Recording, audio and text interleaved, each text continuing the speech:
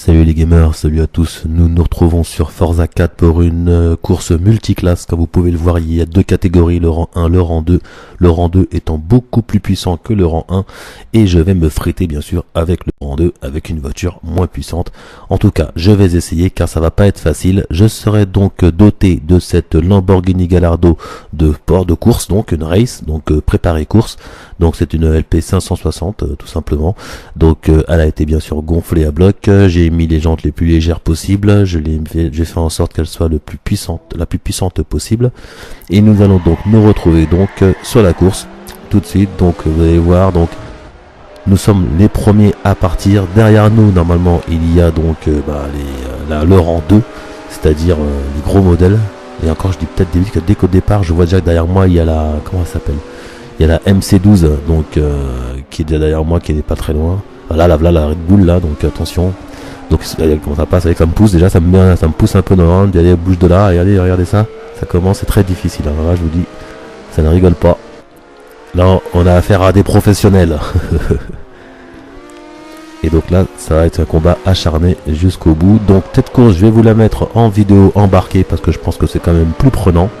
Je ne vais pas vous parler tout le long, vous devez vous en douter, c'est une belle course, il n'y a pas plus de choses à dire à part que je me suis régalé à faire cette course. Il y a beaucoup de courses comme cela à faire.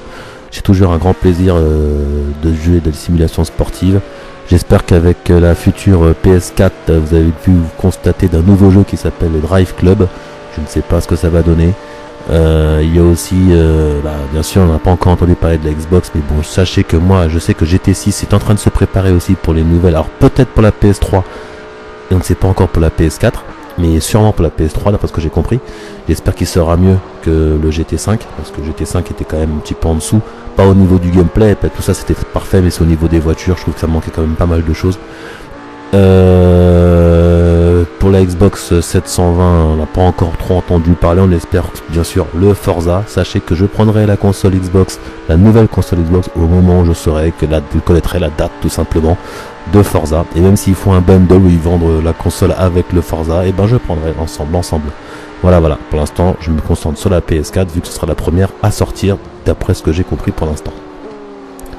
Voilà, donc vous allez voir qu'il y a quand même pas mal de combats. Je me fais manger, alors là où je suis un peu meilleur dans tout ce qui est tenue de route, dans les petites courbes. Maintenant on est sur le circuit du Mans, les petites courbes, il n'y en a pas beaucoup.